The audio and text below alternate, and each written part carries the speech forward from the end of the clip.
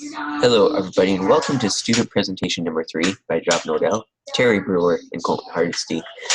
So, I have chosen the prompt of show the supply and demand curves in Kristoff's ice business during Frozen.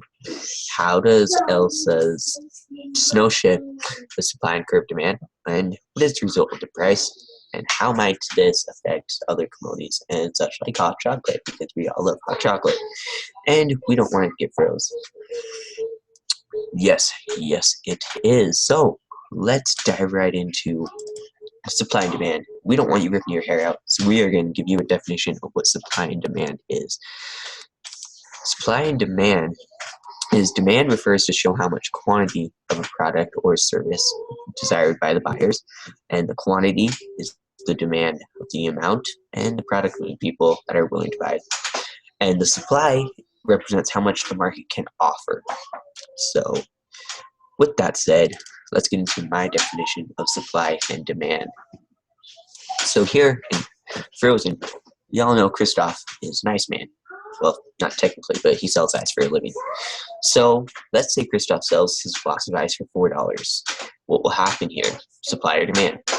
You would think supply, but Elsa freezes everything, and the demand actually goes up and the supply goes down. The shifts is, you would think supply, but it's actually demand. So in the end, it's the demand that goes up because everything's super cold and nobody's really going to want to buy ice because ice is basically everywhere. So what's the point of buying ice when you can go outside and get some ice? So the result is the demand goes up. So if we look at our graph here, if Kristoff sells it for $4 and then Elsa freezes everything, it will look like this once the graph shows up. But that is game. Ready? Come on, any day. There it is. But so you see on the left, the old, how the demand would have been before Kristoff started selling ice. Then the new is on the left, or the right, pardon me. Now, I'm going to turn the time over to Terry Brewer, and she's going to give us her example of supply and demand. Thank you very much, Javed. Just to clarify, my name is Terrylee Brewer and not Terry Brewer.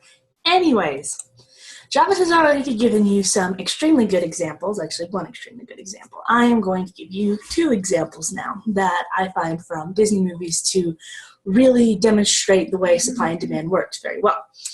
Example 1. If Snow White's 7 dwarfs had taken all of their diamonds to the market and put them in the market, the price of diamonds would drop severely. This would be because the amount of diamonds, the supply, would skyrocket, causing the demand, the need for something as rare as diamonds to go down. The second example is from The Lion King 2. In The Lion King 2, Timon and Pumbaa, well, this is technically the first one too, are always trying to eat grubs, but the birds get them first. This causes Timon and Pumbaa to lose out and get even hungrier and more anxious to get the grubs. When the supply of grubs is low, the demand seems to be higher for all parties. This is our works cited page that we are going to put in the middle of the presentation because we're awesome like that, and we will now turn the time over to Mr. Hardesty. Thank you. Let's see. Quit sharing, and then I will jump on with my slides real quick.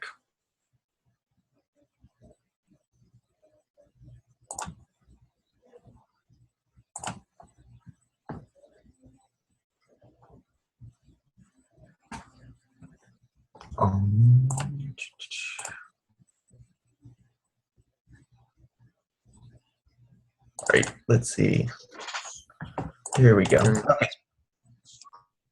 Something wrong?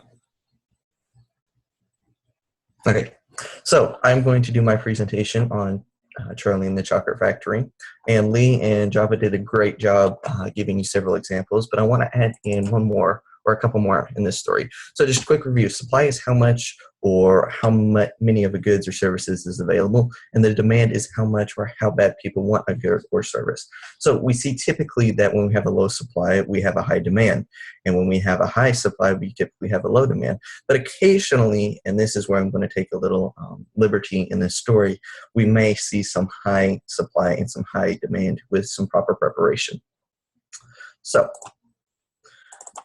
we are told that after school, in the story of Willy Wonka, that all the kids go to the candy store to buy candy. So this starts us at this equilibrium where the supply and demand are being constantly met, and we don't really see much of supply going out of place or demand going out of place. So if we look at the golden ticket complex when Willy Wonka implemented it, we see that this affected the demand dramatically, which decreased in supply.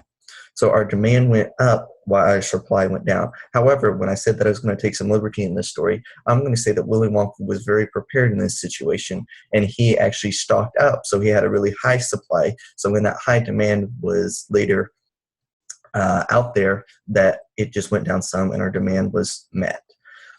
However, when the golden ticket contest was already in and a couple of the tickets were found, we also see an increase in demand and another decrease in supply, which I doubt he was prepared for. So in this case, after those 2 or 3 tickets were found, everybody was grasping to get those last 2 or 3 tickets. So we see that demand even shot up even more with the supply going down again. But lastly, after all the tickets were found, of course, we're going to see a decrease in demand a decrease in demand and increase of supply because no one no longer wants the chocolate bars for the golden ticket because they've all been found. So we have a decrease in demand, and why we still have our increase in supply because the Oompa Loompas are still making those chocolate bars.